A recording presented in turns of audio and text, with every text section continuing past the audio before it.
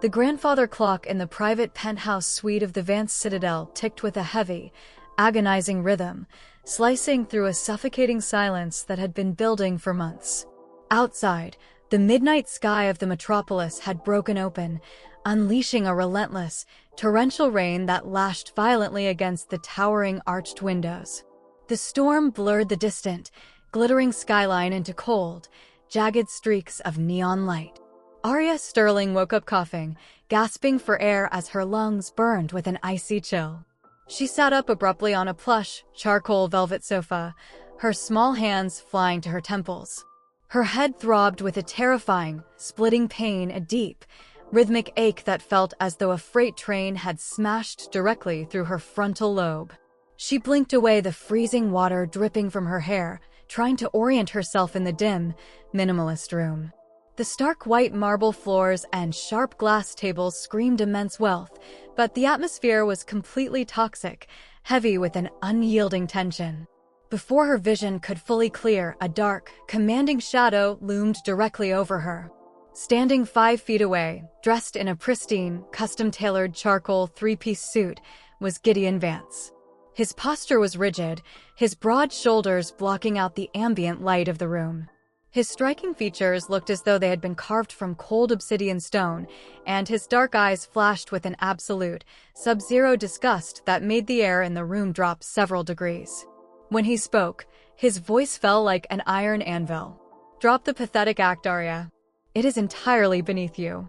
Though, I suppose expecting even a shred of dignity from a venomous snake is my own mistake." Arya blinked, staring up at his impossibly sharp jawline and the terrifying, dark aura radiating from his frame.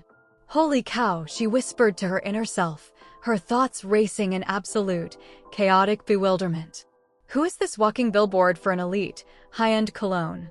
Why is he staring at me like I personally set fire to his family tree and danced on the ashes? And more importantly, why am I drenched in ice water on a couch that looks like it costs more than my entire apartment lease back home?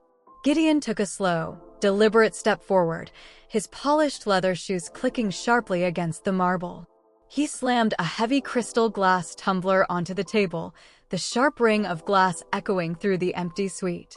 "Are you truly going to sit there and pretend you didn't try the exact same desperate trick twice? Drugging my drink at the charity gala? Threatening to release a staged, edited video to the media just to force my hand into signing a marriage certificate? You even pushed Serafina down the grand marble staircase at the exhibition, fracturing her spine and crushing her professional dancing career forever. You are utterly, entirely vile, Arya. I look at you, and I feel nothing but nausea." Arya's eyes widened into massive saucers as her brain frantically began connecting the dots. Gideon Vance? Drugged drinks? A staged blackmail video? A fragile dancer named Serafina with broken legs? A wave of absolute, paralyzing panic slammed into her chest, locking her lungs. This wasn't a random nightmare brought on by exhaustion. This was the exact, literal opening scene of the Obsidian Hearts, the dark, agonizingly toxic romance web novel she had spent the last 14 months writing on her laptop, destroying her health while surviving on cheap instant noodles and excessive amounts of black caffeine. She looked down, catching her reflection in the polished surface of the glass table. The face staring back at her was impossibly beautiful, flawless, glowing porcelain skin, deep crimson lips, and long, cascading waves of dark hair that framed her face like a dark halo. She looked exactly like a high-fashion runway model with a dangerous, predatory edge. Oh my absolute God, her mind shrieked as a cold sweat broke out across her back. I'm Arya Sterling, the universally despised, psychopathic villainess of my own book. The one who gets publicly disowned by her family, goes completely bankrupt, gets her eyes blinded by the underground cartel in Chapter 45, and gets brutally pushed off a 30-story building by the male lead's bodyguards in the finale. This isn't a quirky dream, it's a literal death sentence. Before she could even process the existential horror of being trapped inside her own tragic manuscript, a high-tech, futuristic digital chime echoed sharply inside her ears. The sound was crisp, entirely decoupled from the ambient noise of the storm outside. A cold, mechanical, and entirely unbothered electronic voice resonated deep within her mind. System notification. Host soul successfully integrated into character. Arya Sterling. Current narrative status. Unstable/highly critical. To alter your destined execution in the final chapter and successfully unlock the gate back to the real world, you must accumulate exactly $1 billion in liquid assets through independent financial earnings or genuine, unconditional gifts. Current balance, $0. Time remaining before script termination, 90 days. Warning: if your character dies within the parameters of this book, your physical soul will cease to exist in reality. Please begin wealth accumulation immediately. $1 billion. Arya's inner voice lost its collective mind, screaming against the walls of her skull. Are you completely out of your mind, system? I can barely afford to keep my streaming subscriptions active in the real world, and now my actual, literal survival depends on becoming a billionaire in 90 days. I don't even know how to trade stocks. I am an author. I write words, not financial spreadsheets. Gideon, misinterpreting her shocked, wide-eyed silence as a sign of stubborn defiance, let out a low, mocking sneer. To him, this woman was a master manipulator, an expert at using silence to play the victim. He pulled a sleek, gold-plated fountain pen from his breast pocket and signed a crisp, heavy piece of parchment with a sharp, aggressive scratch that nearly tore through the paper. He slid it across the table, followed by a thick, metallic black check. I won't allow you to drag the Vance name through the mud for another second, Gideon stated, his eyes locking onto hers with a chilling finality. Here is a certified check for $30 million. Delete the raw video file from your phone right now, sign this non-disclosure agreement, and vanish from my site permanently. If I ever see your face within a 10-mile radius of my sister or my grandfather again, I will personally ensure you spend the rest of your miserable days rotting in a subterranean cell. Take the money and go. Arya looked down at the table. Her eyes slowly fixed onto the rows of beautiful, clean, magnificent zeros stamped onto the metallic check. $30 million. In the original manuscript written by Arya's own hands, the proud, arrogant, and deeply obsessed Villainess would have suffered an absolute mental breakdown. She would have thrown the check directly into Gideon's handsome face, screamed about her eternal, unyielding love, and smashed the expensive crystal vases in a fit of psychotic rage. But the soul currently occupying this Villainess wasn't a spoiled, unstable heiress. It was a broke, exhausted modern writer who knew the exact, real-world value of $1. With a speed that defied human reflexes, Arya instantly lunged forward and snatched the check off the table, clutching it tightly against her chest with a look of pure, unadulterated reverence. She looked at the paper, her eyes shining. 30 million? Cold, hard cash? Cleared funds? No strings attached? Gideon raised an eyebrow, his rigid posture freezing as he was caught completely off guard by her bizarre reaction. The sheer desperation and anger he expected were completely missing. Instead, she looked like she had just won the lottery. What sick game are you playing now, Arya? Arya beamed a radiant, blindingly brilliant smile at him, her previous panic completely replaced by pure financial joy. She stood up from the velvet sofa, her movements light and fluid. Mr. Vance, you have yourself an absolute 100% deal. Consider the video deleted, the contract signed, and your life entirely free of my presence. Who on earth needs a brooding, emotionally unavailable, scary husband when they have 8 beautiful digits sitting in their bank account? It has been an absolute pleasure doing business with you, sir. Stay safe, wear your seatbelt, don't text while driving, and give my warmest, most enthusiastic regards to your precious Serafina. Bye. Without wasting a single second, she signed the non-disclosure agreement with a beautiful flourish, grabbed her designer clutch, and literally skipped toward the penthouse door, humming a cheerful, upbeat pop tune under her breath. Gideon stood frozen in the center of the grand room, his arms still extended slightly.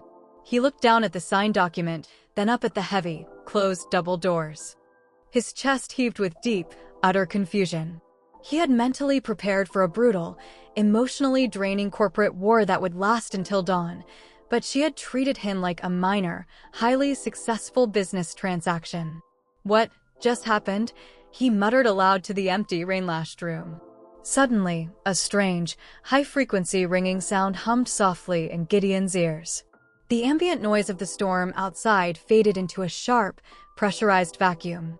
What neither of them realized was that when Arya had eagerly kissed the check to verify its authenticity, her unstable wealth system had accidentally triggered a massive operational glitch, the Vance heirloom link. Because Gideon was still holding the fountain pen directly connected to her transaction, a telepathic bridge had slammed open between their minds. Arya's voice echoed perfectly, loudly, and with chaotic, energetic clarity directly inside Gideon's brain. Ha ha ha. Oh my absolute god, what an absolute, grade A idiot. $30 million just for leaving him alone? If I knew being a villainess in a novel paid this well, I would have transmigrated on purpose years ago. He thinks he's so tough and terrifying with his tailored suits and his death glares. Poor guy doesn't even know that in Chapter 12, his corrupt foster brother Tristan is going to leak his company's top-secret financial archives to the cyber underworld, causing the Vance Group stock to crash by 40% overnight. I need to get to the central bank the second it opens tomorrow morning to cash this check before his entire corporate account gets frozen solid by the regulators. Run, Arya, run. Gideon gripped the edge of the mahogany table so hard his knuckles turned completely white, the wood groaning beneath his strength. He looked frantically around the empty penthouse, his breath catching sharply in his throat as a cold sweat broke out across his forehead. Who is speaking? His mind raced in pure, unadulterated terror. Arya?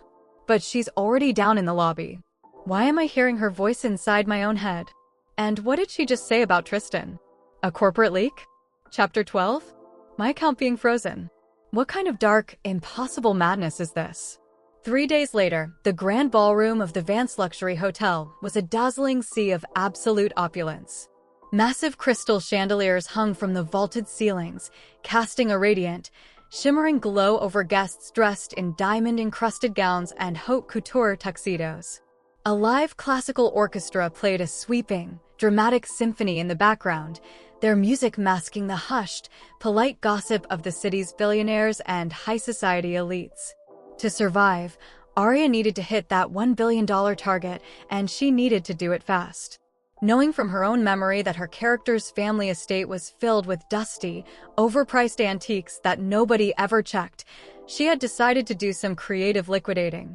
Standing near the grand ice sculpture at the seafood buffet, draped in a stunning, backless emerald green silk gown that commanded the attention of every person in the room, she held a heavy, ornate silver spoon, examining it closely under the light.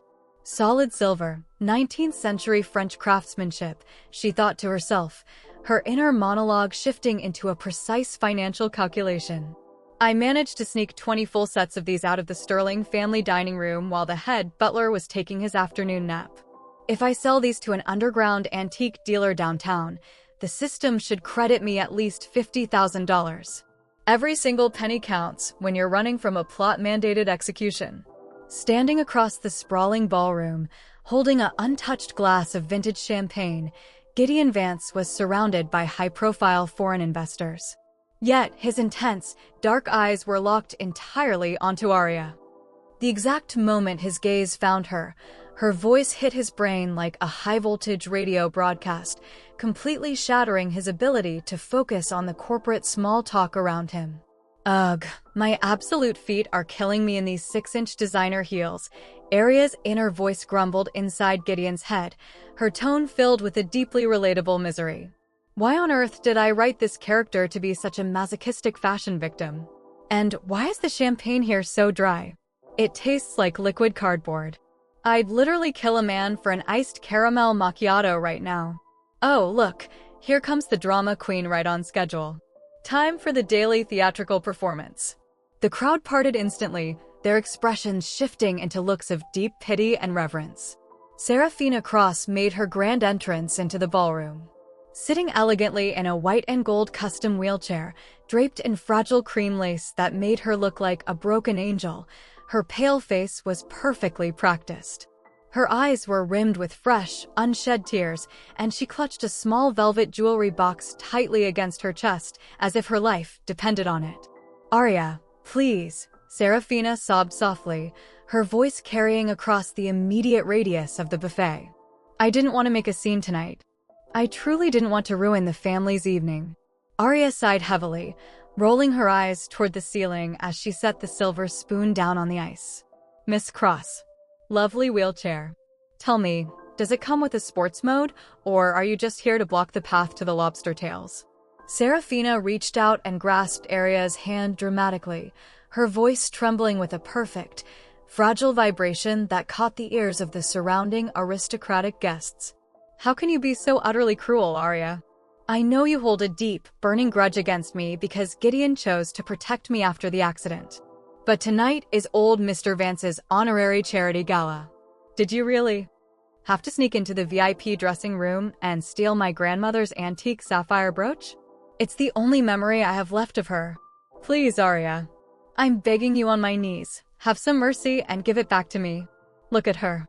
Arya Sterling really has absolutely no shame, a nearby high society matron whispered loudly to her husband. First, she brutally breaks the poor girl's legs, and now she's stealing her dead grandmother's heirlooms at a charity event? She is a monster. Another corporate elite sneered, "A snake will always be a snake." The Sterling family should disown her before she ruins their stock value completely. Gideon stepped directly into the center of the crowd, his face an unreadable, terrifying mask of stone. He looked down at Serafina, then turned his piercing, dark gaze toward Arya. "Arya, explain yourself. Did you touch her personal belongings?" Serafina sobbed softly into a delicate silk handkerchief, leaning her head back weakly. "Gideon, please don't be too harsh on her.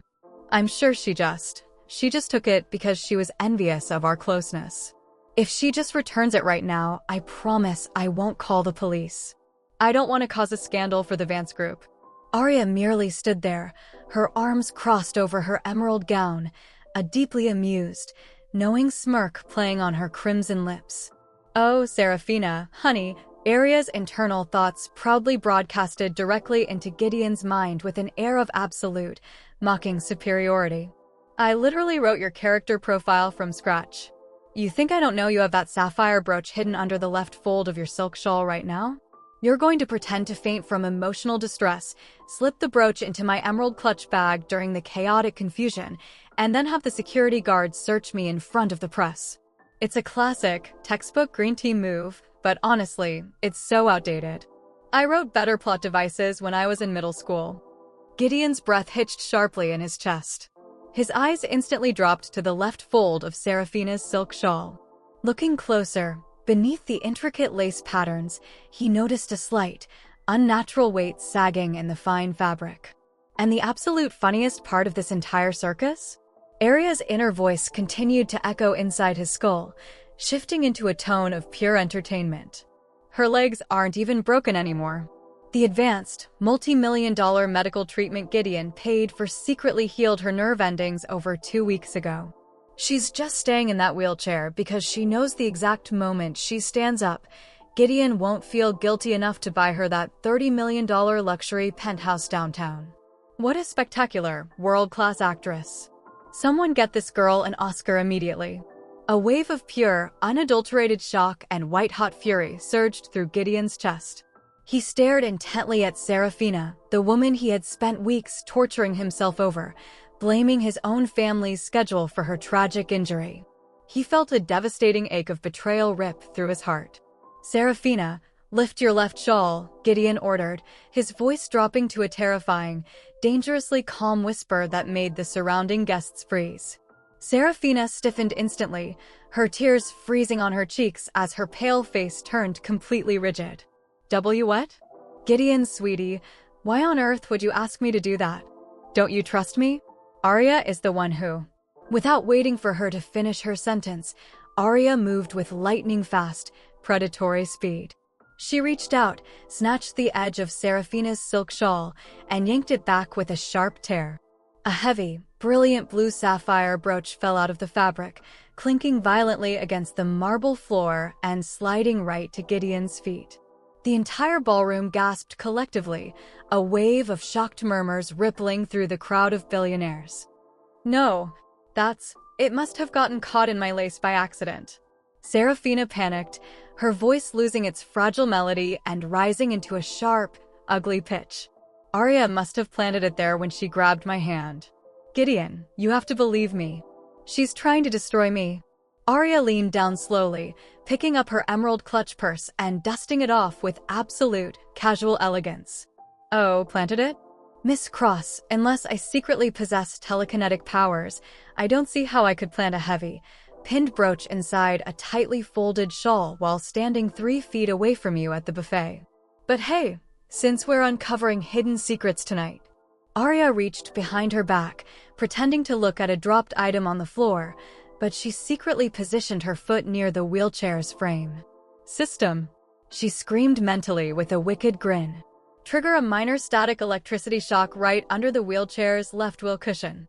Let's give this audience a real miracle. A sharp, loud electrical crackle sparked faintly on the marble floor. Serafina felt a sharp, sudden, and intensely painful sting on her seat. In pure, unthinking, and primal survival instinct, she let out a loud shriek, leaped completely out of the wheelchair, and took 3 massive, perfectly balanced steps backward, standing firmly and elegantly on both feet.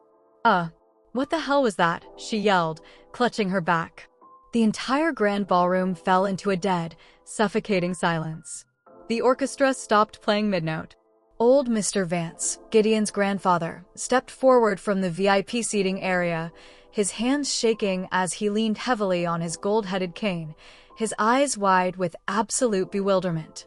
"Serafina, your legs, you can walk? You are standing completely unaided." Serafina looked down at her own feet, realizing she was standing perfectly upright in front of 200 of the most powerful high society witnesses in the country. Her face completely drained of color, turning a ghostly, asymmetric white. Gideon, it's an absolute miracle. Just this exact second, I felt a divine surge of energy. My legs, they just healed from the trauma.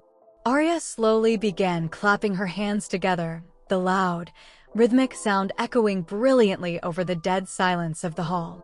Hallelujah. A genuine medical miracle right here at the Vance Gala. The sheer power of high society drama has completely restored her dead nerve endings. Truly, we should all write a glowing review for this hotel's healing atmosphere. Praise the Lord. Gideon's voice dropped into a low, lethal whisper that sent a violent shiver down the spine of every person standing near him. Serafina, you told me the international specialists said you would be paralyzed for the rest of your life. You've been walking for 2 weeks. You let my family carry this guilt while you plotted against us. No, Gideon. That's not true. I didn't know. Tristan told me to do it, Serafina trembled violently, backing away as her voice crumbled into a pathetic, desperate whine. Gideon turned sharply to his security detail, his eyes flashing with a dangerous, murderous light. Take Miss Cross out of this hall immediately. She is permanently barred from any Vance property or subsidiary worldwide. And contact our global legal team. I want a full, forensic audit on every single medical expense and charity fund we paid into her accounts over the last year. If a single dollar was moved illegally, freeze her assets. Serafina shrieked in terror as 2 massive, black-suited security guards firmly grabbed her arms and escorted her out of the ballroom, her frantic screams echoing down the marble corridor until the heavy doors slammed shut. Gideon. No. You can't do this to me. Arya Sterling is the monster, not me. Gideon. Up in the open-air rooftop lounge of the hotel, the evening air was cool and crisp, carrying the scent of rain and luxury. Below, the city lights flickered like a vast, endless blanket of fallen stars, while high-end jazz music played softly from the surround sound speakers, creating an atmosphere of superficial peace. While the rest of the elite guests were downstairs furiously gossiping about the dramatic exposure and downfall of Serafina Cross, Arya had already retreated to the high-tech shadows of the roof. She had zero time for high society gossip. She had a timeline to meet. She knew from her own memory of the original plot that another family tragedy was about to strike the Vance family right now, and she wasn't about to let a good monetization opportunity go to waste. Iris Vance, Gideon's 22-year-old younger sister, dressed in a flamboyant, bright pink haute couture gown, was currently crying softly into her hands at a secluded corner table. Sitting across from her was her fiancé, Robert, a slick, handsome man with a perfectly groomed haircut, an expensive tailored suit, and a cold, calculating smile. He slid a thick leather folder across the glass table, pressing a diamond-encrusted pen into her trembling hand. "Iris, darling, please don't cry anymore," Robert cooed smoothly, his voice filled with a practiced, melting warmth. "You know I love you more than life itself. But my international shipping conglomerate is facing a sudden, temporary liquidity crunch due to an unexpected tariff dispute at the borders. If you just sign this joint liability financial guarantee right here, the central bank will instantly release the $50 million emergency loan to my firm. It's a pure formality, sweetheart. Once we are married next month, all my assets will become yours legally anyway. We're a team." "I know, Robert." Iris sniffled, wiping her swollen eyes with a silk tissue. "But $50 million is an immense amount of money. If my big brother finds out I used my family trust fund name without his explicit corporate permission." Robert suddenly tightened his grip on her small hand, his fingers digging into her skin as his tone turned sharply aggressive beneath his sweet words. "Are you saying you don't trust your future husband, Iris? After everything I have sacrificed to be with you? If you won't help me save my family business in our time of need, then maybe you don't really love me. Perhaps we should just call off the wedding entirely." No, Robert, please don't say that. "I love you." Iris panicked, her voice cracking with emotional pain. "I'll sign it, I'll." Suddenly, the heavy glass doors of the rooftop lounge burst open with a loud slam. Arya walked in, wearing oversized white designer sunglasses and casually holding a half-eaten shrimp cocktail stick. "Put the pen down, girlie. Drop it right now like it's a burning piece of radioactive charcoal." Iris stood up, startled and highly defensive, her tear-stained face flushing with anger. "Arya Sterling, what on earth are you doing up here? Haven't you caused enough public trouble downstairs already?" Robert glared fiercely at Arya, standing up from his seat to completely block her path, his eyes flashing with a dangerous malice. "Miss Sterling, this is a highly confidential, private conversation between an engaged couple. Get lost before I have hotel security throw your dramatic ass off this roof." Arya walked right past him as if he were made of glass, reached down, snatched the edge of the leather folder off the table, and ripped the financial guarantee document cleanly in half with a loud, echoey tear. "Are you completely insane?" Robert shouted, his composure shattering as he lunged to grab the papers. "That is a legally binding contract." Arya tobaccoed the shredded pieces into the air, letting them rain down over the lounge table like expensive confetti. "A legal contract? More like an absolute financial execution order for the Vance family. Iris, listen to me very carefully. This absolute clown doesn't own a shipping conglomerate. What he does have is a secret legal wife and 2 toddlers currently living in a luxury villa in Vancouver, a massive, unpayable gambling debt with an underground cartel syndicate in Macau, and a first-class plane ticket to Switzerland booked for exactly 4 a.m. tomorrow morning under his real legal name, Robert Henderson. The exact moment your pen touches that paper, $50 million will be wired straight to his offshore shell account, and he will disappear off the face of the earth, leaving you to go to a federal financial prison for corporate fraud." Robert's face instantly drained of all color, his lips turning a faint, trembling blue. You're speaking absolute, psychotic nonsense. You have zero proof." "Iris, she's a known, mentally unstable psychopath. She's trying to ruin our family happiness because she's lonely, miserable, and rejected by your brother." Iris looked back and forth between them, her mind spinning in complete, agonizing confusion.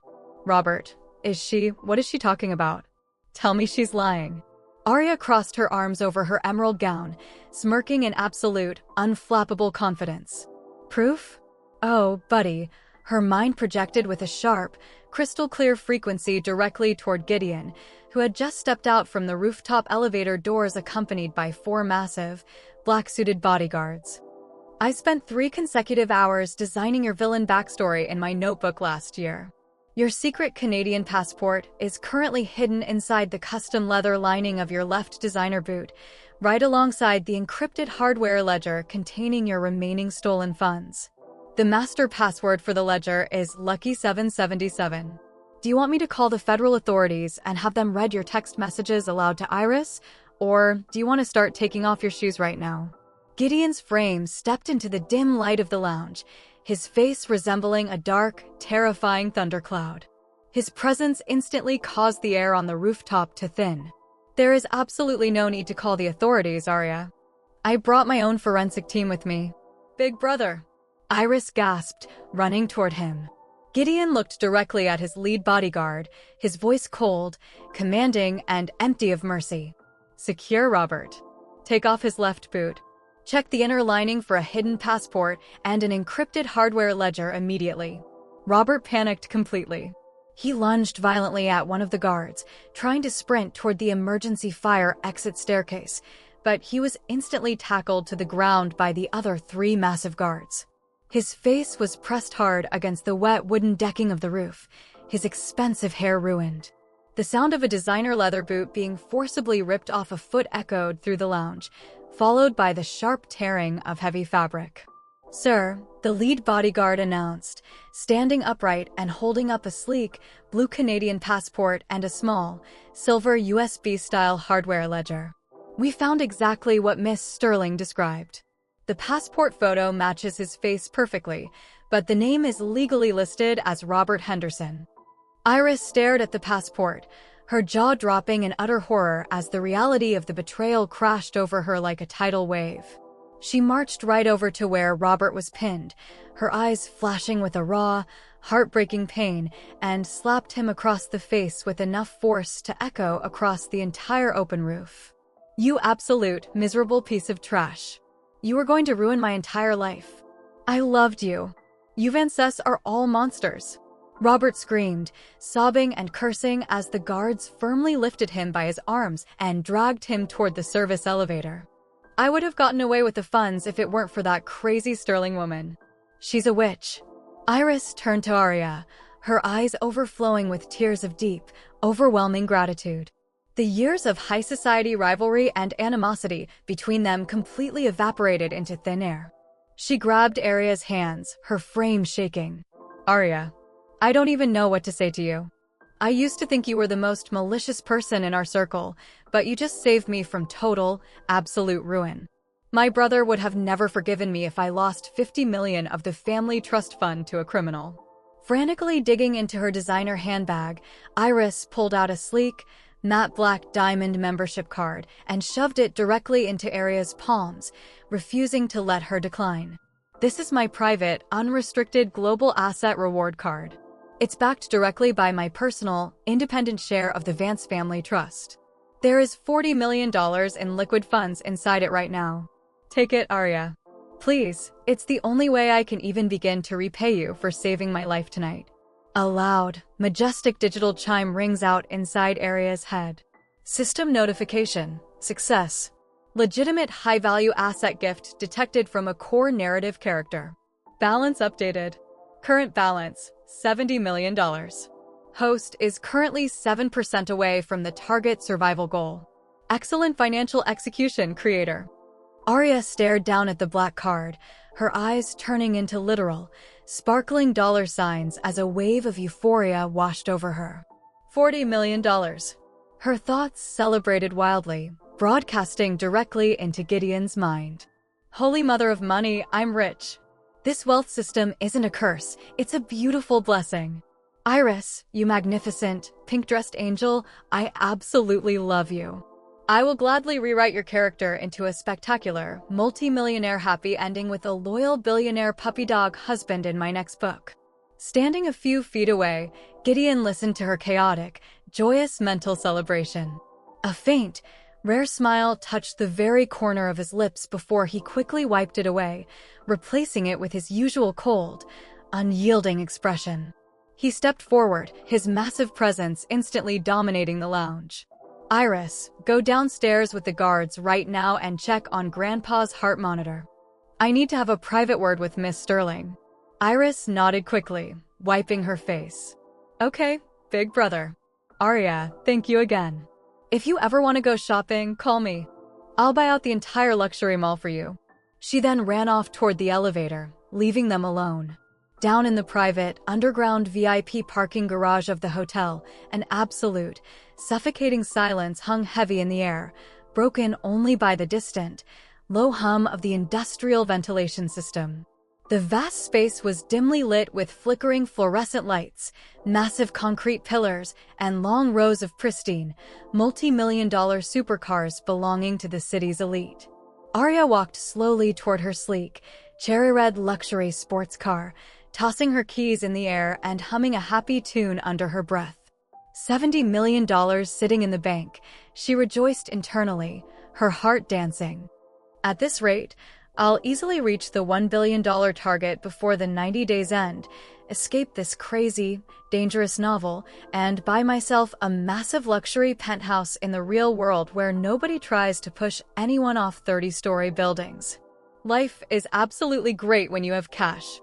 Before her fingers could even touch the biometric sensor of her car door, a massive shadow suddenly blocked the overhead light, cutting off her path completely. The sharp, rapid, and echoing sound of leather shoes moving fast against concrete split the air. Before she could even formulate a thought, Gideon Vance stepped directly into her personal space, his chest nearly brushing against hers. He slammed his large palm firmly against the rough concrete pillar right behind her head, leaning down effectively to pin her between his massive, powerful frame and the stone wall. His face was mere inches from hers, his hot breath fanning across her cheeks. Arya's breath caught instantly in her throat, her lungs locking as her heart took a wild, sudden, and terrifying leap against her ribs. Oh my absolute God, her inner voice panicked, sending a direct, high-frequency broadcast straight into Gideon's mind. What on earth is this classic, textbook CEO Capitan move? Why is he so ridiculously close to me? Why does he smell so good, like expensive sandalwood, rain, and pure, intoxicating power? Those dark eyes are literally staring straight into my soul. Calm down, Arya. Remember, he's a fictional character you created. Don't let his perfect bone structure and those broad shoulders distract you from your ultimate survival goal. Gideon's eyes flared briefly as he heard her raw, unfiltered thoughts about his physical appearance, but his expression remained completely cold, and his voice dropped into an incredibly sharp, dangerous, and low growl. Who are you really, Arya Sterling? Because the woman standing in front of me tonight doesn't resemble the shallow, malicious, and obsessed heiress I have been forced to deal with for the last 3 years.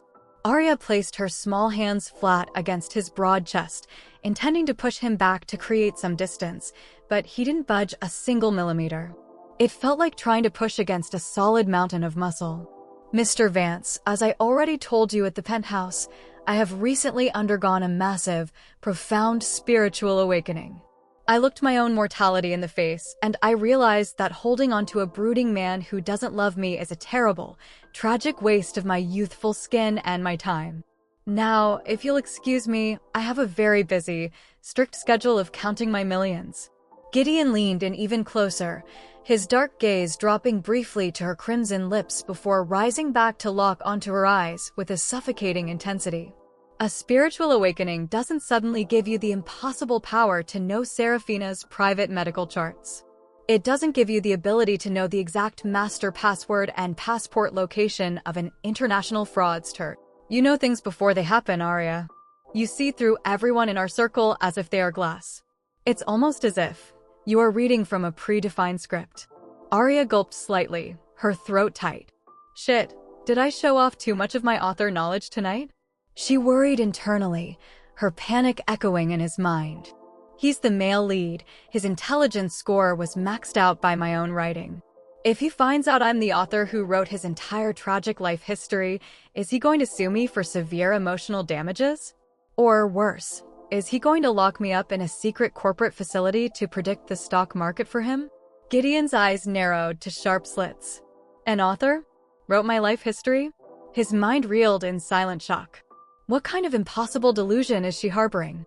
Suddenly, Arya's inner voice dropped into a deeper, slightly tragic, and profoundly painful tone inside his head. It's such a terrible shame, honestly. He's looking at me with so much suspicion and anger, completely unaware that his entire family is currently standing on the edge of a lethal cliff. In exactly 4 days, during old Mr. Vance's private 81st birthday dinner at the family estate, his adoptive foster brother Tristan is going to poison the old man's vintage red wine with a rare, completely undetectable nerve toxin. He will frame Gideon for corporate murder, seize total control of the Vance Group archives, and cause the entire lineage to burn to ashes. I want to save the old man because he was the only nice character in my book, but Tristan is highly dangerous, and $70 million isn't enough to buy the high-level system shields I need to stop a professional assassination plot. Gideon's heart completely stopped beating for a full second. A cold, paralyzing dread slammed brutally into his chest, chilling him to the bone. Tristan is going to poison Grandpa? In 4 days? To frame me for murder. Forcing a casual, radiant smile allowed to mask her internal dread, Arya slid gracefully under his extended arm, breaking his hold entirely and stepping toward her car. Anyway, Mr. Vance, keep your corporate secrets, and I'll certainly keep mine. Thanks for the 30 million, and thank your lovely sister for the 40 million. See you around, or hopefully never again. The high-performance sports engine roars to life with a deep, aggressive, and deafening purr. The red car sped out of the underground garage in a flash of light, leaving a trail of tire smoke behind. Gideon stood entirely alone in the empty, flickering garage, his hands trembling violently as he pulled his smartphone from his pocket. His voice was tight, vibrating with an absolute, unyielding urgency. Butler Lynn, cancel every single one of my international board meetings for the next week. Double the security detail around my grandfather immediately and clear his kitchen staff. Hire an independent, external forensics team to monitor Tristan Sterling's every movement, phone log, and bank transaction. Do it this exact second. Beneath the historic, stone architecture of the Grand Theater in the city's European Quarter lay a hidden, ultra-exclusive underground auction house. The grand chamber was dimly lit by low-hanging velvet chandeliers, with plush crimson leather seats arranged in a vast circle. The attendees tonight were the absolute elite of the global criminal underworld, corrupt billionaires and shadow investors, all concealing their faces behind intricate black masquerade masks. Arya knew that if she wanted to reach that massive $1 billion target in 4 days to prepare for the upcoming mansion crisis, she couldn't just rely on gifts. She needed a massive, independent financial play. She remembered from her original manuscript that an underground auction tonight was selling a seemingly worthless, barren piece of land in the northern quadrant that actually contained a hidden, completely untapped lithium reserve worth hundreds of millions. The auctioneer, a man in a sharp black tuxedo standing at a heavy mahogany podium, slammed a golden gavel down with a sharp crack. Next up is item number 14. The legal deed and development rights for Sector 7 in the Northern Wastelands. Starting bid is placed at $10 million. Do I hear 10 million? Tristan Sterling, Arya's adoptive brother, sitting in the very front row with an arrogant, self-satisfied smirk plastered on his face, raised his corporate paddle. 10 million.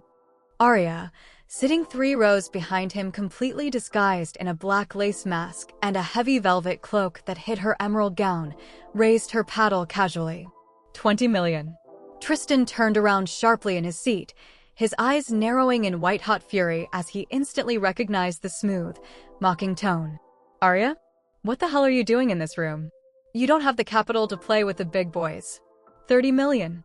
40 million, Arya countered instantly, her tone entirely bored. Tristan glared fiercely, his jaw tightening so hard his muscles stood out. This useless, disowned sister of mine is trying to ruin my acquisition plans, he thought angrily. I need this specific land plot to set up my shell companies for the Vance Group takeover. I'll push her bid until she breaks. 50 million, he barked aloud. Keep going, you corrupt, predictable idiot, Arya laughed internally, her thoughts beaming straight into the mind of Gideon Vance, who was sitting quietly in a darkened private VIP box overlooking the auction floor, wearing a simple black mask. The system analysis says your maximum liquid limit tonight is exactly $65 million. The moment you go over that, your bank will automatically trigger an automated corporate audit on the Vance subsidiary funds you embezzled, exposing your fraud early. I'm going to bait you right to the absolute edge. Come on, Tristan. Arya's mental voice continued to echo beautifully in Gideon's mind as he watched her from above, his heart hammering against his ribs at the sheer accuracy of her foresight. Just one more bid. Push it to 70, and you're legally dead. If you don't bid, I'll take this lithium land for 40, resell it to an international energy conglomerate tomorrow morning for 500 million, and my system balance will explode. It's a win-win for me either way. Gideon stared down at her from his hidden vantage point, his mind reeling. A lithium reserve? Sector 7? My own corporate research team told me that land was nothing but barren sand. She truly possesses knowledge that defies the laws of reality. I will back her play completely.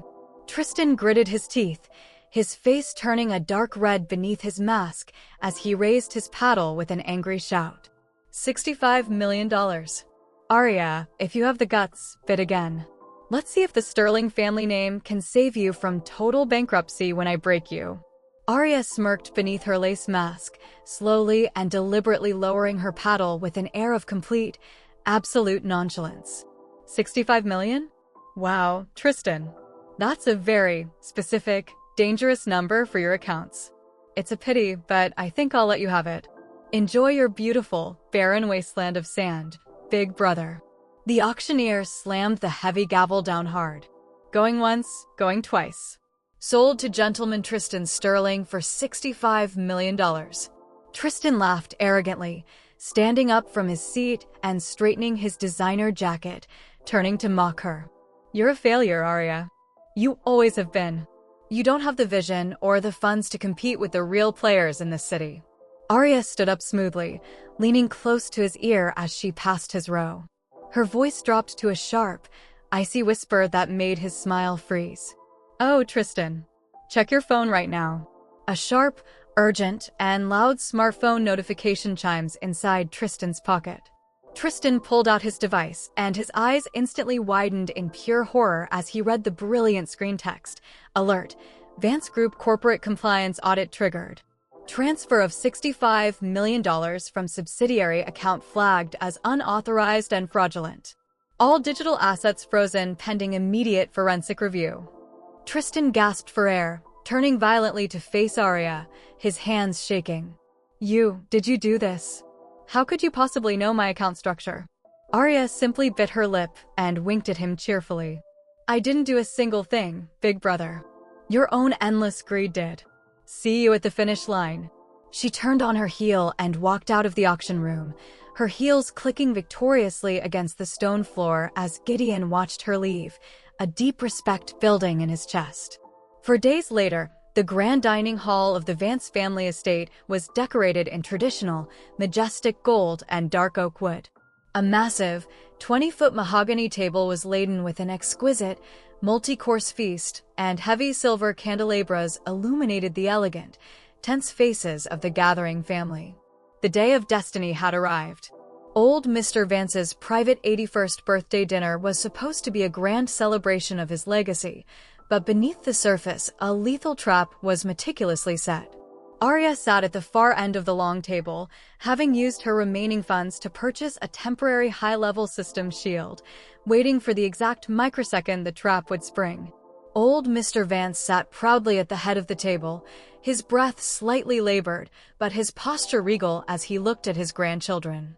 He smiled weakly at his family. Thank you all for coming tonight. At my advanced age, every single birthday is a gift from heaven. Tristan Sterling, sitting on the right side of the table, acted completely calm and sophisticated despite his frozen assets, having secured external backup. He maintained a charming smile as he stood up, lifting a sleek crystal decanter filled with a dark, rich red wine. Grandpa, if I may.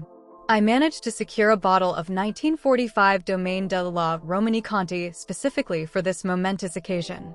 Allow me to pour you a glass to celebrate your legendary health and guidance. Sitting directly across from him, Gideon's eyes were sharp as daggers, tracking Tristan's every micro-expression. He remembered Aria's parking garage warning perfectly, his muscles coiled like a spring beneath his suit. Tristan poured the dark wine smoothly into the old man's crystal glass. As his fingers brushed subtly against the rim, a tiny, micro-encrusted capsule hidden under his heavy signet ring dissolved instantly into the liquid without a single bubble or hiss. To your long, prosperous life, Grandpa, Tristan toasted, sliding the glass forward. Old Mr. Vance raised the glass, moving it slowly toward his lips. Thank you, Tristan. You've always been a thoughtful boy. Aria slammed her hands flat onto the mahogany table, standing up abruptly from her seat. System. Her mind commanded with absolute, terrifying authority. Activate absolute time freeze cheat for exactly 30 seconds. Cost, $65 million. Execute it now. A deep, bass-heavy digital distortion wave echoed violently through the entire room. The flames on the silver candelabras froze instantly in place, turning into solid shards of light. A stray droplet of red wine falling from the crystal decanter stopped completely in midair, suspended in space. Every single character in the room became frozen like a flawless stone statue. System notification: $65 million deducted. Remaining balance: $5 million. Time freeze countdown active: 25, 24, 23. Aria frantically sprinted down the side of the long table, her emerald green gown flowing beautifully behind her. Reaching old Mr. Vance, she carefully took the poisoned crystal glass from his frozen fingers, walked over to Tristan's motionless body, and swapped it with Tristan's own untouched glass of wine. She sprinted back to her seat at the far end, assumed her original position, and screamed mentally, "Resume time right now." The digital distortion wave snapped backward instantly with a pop. The candelabra flames flickered once more, and the stray droplet of wine hit the wood with a soft splash. Old Mr. Vance blinked, holding his glass, completely unaware that anything out of the ordinary had occurred in that split second. Yes, a very thoughtful boy. Let us all drink. Gideon slammed his massive hand onto the table, standing up so hard his heavy oak chair flew backward and crashed against the wall. Stop. Nobody drink a single drop of that wine. The old man startled, lowering his glass in confusion. Gideon? What on earth is the meaning of this outburst? Gideon walked slowly around the table, his gaze locked entirely onto Tristan Sterling. His voice drops to a terrifying, deadly pitch that made the air in the room freeze. Tristan, you've been talking all night about how exquisite this vintage wine is. If it's so perfectly safe and legendary, why don't you drink your own glass first to prove your absolute, unconditional sincerity to my grandfather? Tristan laughed nervously, his eyes darting to his glass, which he believed was completely safe and unpoisoned. Gideon, don't be ridiculous. This is Grandpa's special birthday toast. Why are you acting so paranoid and aggressive? If you want a glass, I can easily pour you one. Gideon lunged across the space, grabbing Tristan firmly by the collar of his shirt and lifting him clean out of his seat. His eyes burned with a pure, murderous fury.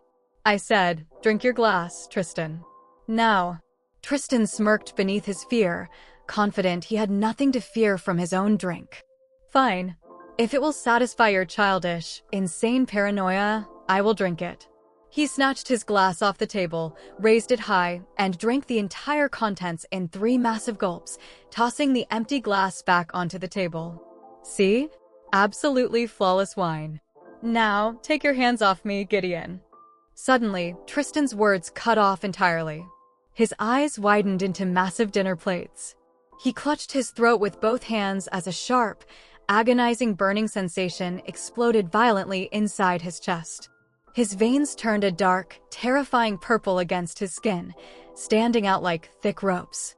No, no. Tristan choked out, blood trickling from his lips as his voice turned into a distorted, agonizing gasp. How is this possible? That glass was supposed to be Grandpa's. Tristan crashed heavily against the dining table, shattering the porcelain plates and silver cutlery before collapsing entirely onto the hardwood floor, writhing in pure agony as the lethal nerve toxin took hold of his system. Oh my God. Tristan. Someone call an ambulance immediately. Old Mr. Vance's sister screamed in absolute terror, backing away from the table in a blind panic as the family went into chaos. Suddenly, the red emergency alarm lights of the estate began blaring across the grand dining hall with a deafening wail. The heavy main oak doors were violently blown off their hinges with a loud, thunderous explosion that sent splinters flying across the room. Tristan had been a monster, but he wasn't stupid. He had planned a full tactical backup option in case the poison failed, a full squad of rogue mercenaries hired from the international black market to eliminate the Vance family by force and seize the assets.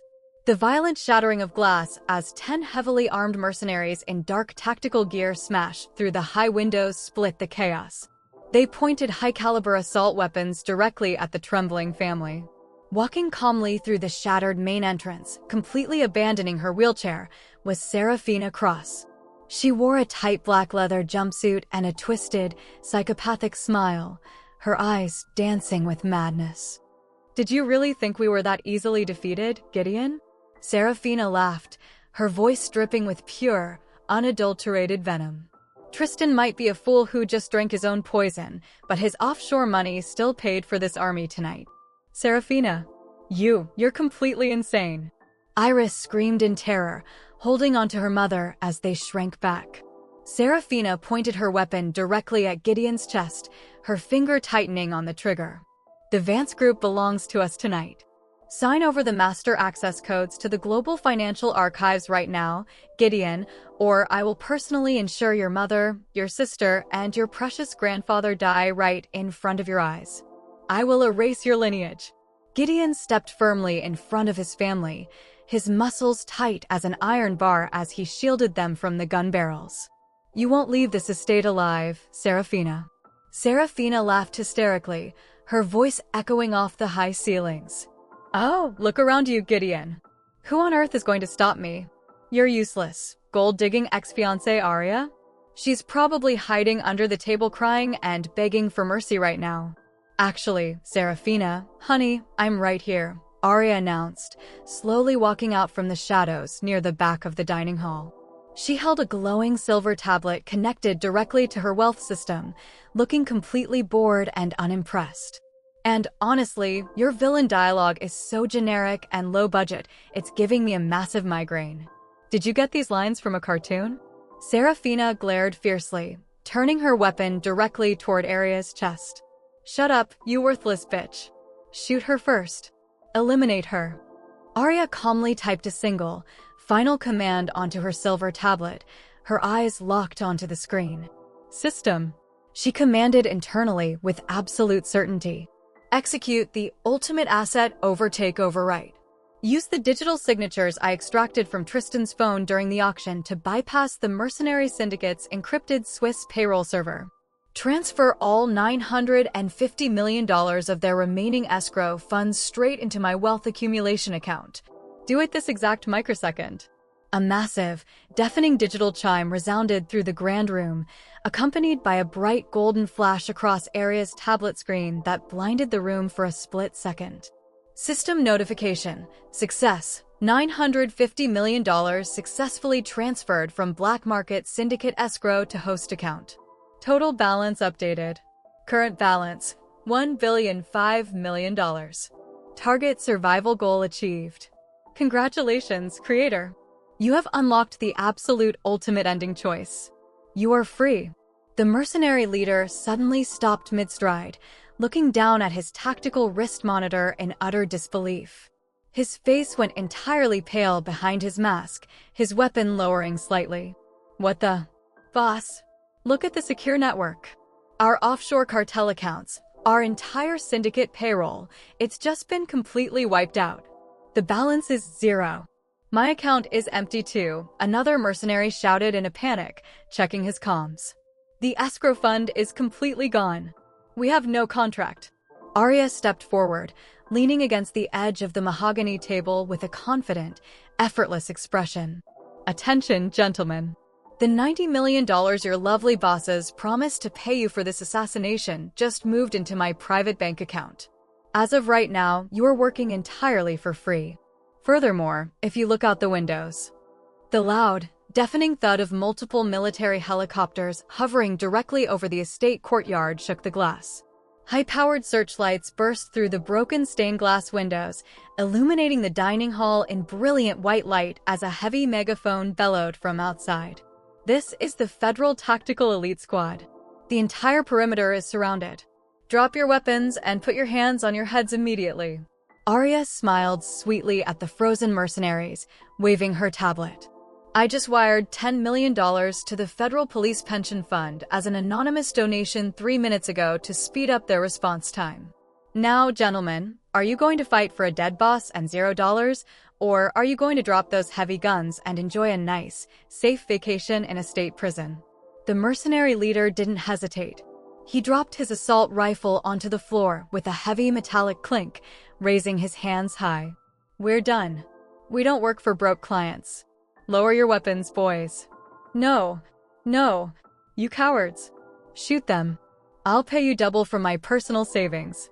Serafina screamed in pure, unadulterated madness, her face contorting into an ugly mask as the other mercenaries dropped their gear around her. The main doors were completely kicked open by 50 heavily armed federal officers. Serafina was instantly tackled to the ground by 3 tactical officers, her weapon flying across the room as handcuffs snapped tightly onto her wrists. Draped in pure, unhinged rage, her hair wild and face distorted, she was dragged away, screaming into the night. Arya Sterling, you ruined my life. I will curse you from hell. Let go of me. Gideon. Out in the grand estate courtyard, dawn was slowly breaking, painting the morning sky in deep, beautiful shades of gold and violet. Red and blue police lights flashed vividly against the stone walls of the mansion, while the remaining members of the Vance family were gently treated by medical staff in the background, wrapped in warm blankets. The storm had finally passed. The villains were locked away for good, and the Vance family was safe. But for Arya, the ultimate moment of truth had arrived. The golden digital system interface floated brilliantly in the air before her eyes, demanding an answer that would change her existence forever. A soft, angelic digital humming sound filled Arya's ears as the passage of time around her seemed to slow down to a complete, peaceful crawl. System notification. Notice to creator. Your liquid balance has exceeded the $1 billion survival threshold. You have successfully altered the tragic fate of character, Arya Sterling. You must now select your final reward option within 60 seconds. Option 1. Return to the real world immediately. Your terminal illness in reality will be completely cured, and you will receive a $1 trillion cash bonus in your real-world bank account, becoming the richest author in human history. Option 2. Stay in the novel permanently. You will retain your current wealth, your physical appearance, and you will become the absolute, unrestricted ruler of this world's high society. Warning: choosing this option means your connection to reality will be severed forever. Arya stared at the glowing golden buttons floating in the air before her. Her fingers trembled over option 1. This is everything I wanted, she thought deeply to herself, a sudden wave of heavy emotion washing over her chest. My real body will be healthy again. I'll be a trillionaire. I can buy a private island, eat 5-star meals every day, and never have to write another word of fiction under a stressful deadline. It's the perfect escape. So, why does my heart feel so incredibly heavy? Why do I feel like I'm leaving a piece of my actual soul behind in this fictional world? Arya turned her head slightly, looking over her shoulder at the rain-washed courtyard. Standing 10 feet away, actively refusing medical attention from the doctors, was Gideon Vance. He was covered in light dust, a small bandage on his sharp cheekbone, his tailored suit ruined. He was staring entirely at her face with a look of deep, unspoken, and raw vulnerability that she had never seen on the stoic CEO before. Gideon, Arya's inner voice dropped into an incredibly soft, deeply emotional, and heartbreakingly bittersweet tone inside his head. You brooding, arrogant, beautiful male lead. I originally created you to be nothing but a cold-hearted stone, but watching you protect your family tonight, watching you stand in front of those guns, you became so real to me. If I press this button, I'll go back to my world, and you will just be ink on a printed page again. I'll miss your scary glare. I'll miss the way your heart beats when you're close to me. I'll miss everything about you. Goodbye, Gideon Vance. Have a beautiful, safe life. Gideon's breath completely hitched as her mental goodbye slammed directly into his soul. A wave of intense, suffocating panic, sharper than any bullet, pierced his chest.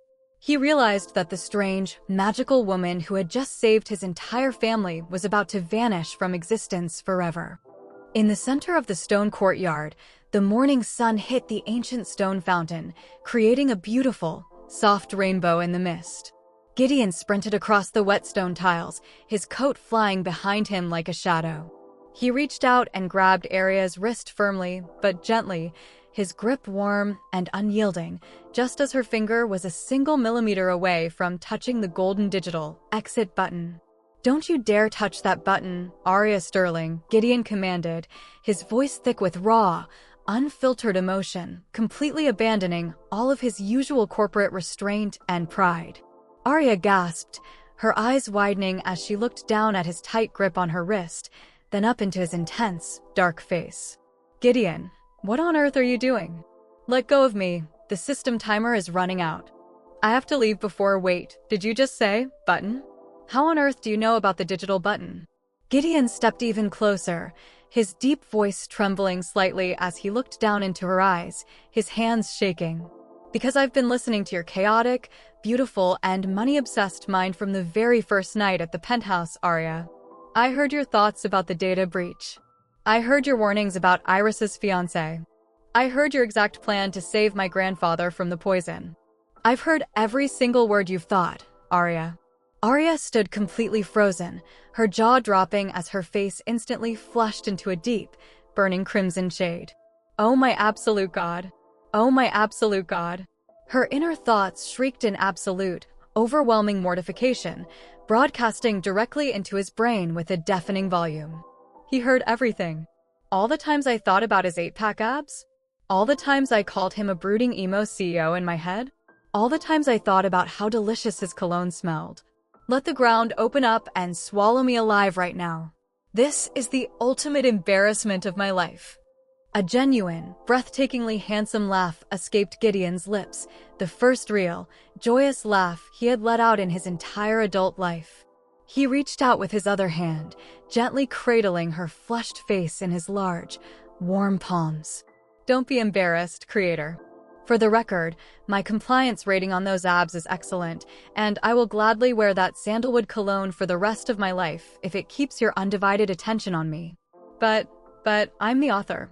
Arya stammered aloud, her brain completely short-circuiting as the system timer ticked down to its final 3 seconds. "I'm the one who wrote your tragic backstory. I'm from an entirely different reality, Gideon. I don't belong in this book." Gideon looked down at her with absolute, unyielding devotion, his thumb gently wiping a speck of dust from her cheek. "I don't care about realities, and I don't care about predefined scripts. Before you transmigrated into this body, my life was nothing but a cold, calculated business arrangement. You gave this world color. You gave my family a true future. If you leave, my world returns to darkness. Don't go back to a reality where you are lonely and sick. Stay here, with me. Be my queen." With a sudden, decisive gasp, Arya reached out and smashed her finger down onto option 2, stay in the novel permanently, tossing the golden system interface away into the morning air. 1 week later, old Mr. Vance's private study inside the grand estate was filled with warm, golden afternoon sunlight. Arya sat comfortably in a massive leather armchair, wearing a stunning white designer dress that radiated pure elegance. Iris Vance sat happily on the wide arm of the chair, holding a massive glass of iced caramel macchiato and acting like her ultimate personal assistant. True to her independent nature, Arya Sterling didn't just settle for a simple, cliché romance. If she was going to stay in this novel permanently, she was going to do it entirely on her own strict financial terms. "Here is the pen, sister-in-law." Iris laughed joyfully, handing Arya a sleek gold pen. The Vance Group legal team just finished drafting the corporate revisions. Every single clause is exactly how you wanted it. Arya examined the thick, gold-embossed leather folder on the mahogany desk, flipping through the pages with a satisfied, victorious grin. Let's see. Clause 4. Absolute ownership of all Vance Group luxury retail and energy subsidiaries transferred to Arya Sterling. Clause 7. A mandatory 8-pack check-in every morning at exactly 8 a.m. Clause 12. Unlimited, unrestricted corporate budget for global shopping sprees with Iris. Excellent. The contract draft is absolutely, perfectly flawless.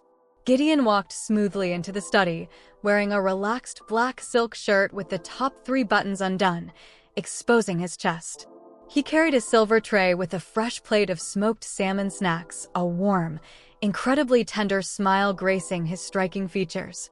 "Are the final terms to your complete satisfaction, my beautiful villainess?" Arya set the gold pen down, leaning back in her leather chair with a playful, victorious smirk. "They're acceptable, Mr. Vance.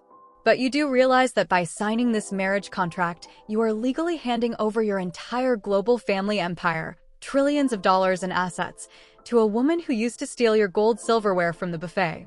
Gideon walked over to her chair, leaning down elegantly to wrap his large arms completely around her shoulders, burying his face in her dark hair. His voice was deep, rich, and filled with an absolute, profound contentment. "My wealth, my companies, my properties, they are just meaningless numbers on a spreadsheet, Arya. You are the only asset that truly matters to my heart. Take the trillions. Take everything I own. Just ensure you stay locked in with me for the rest of your life."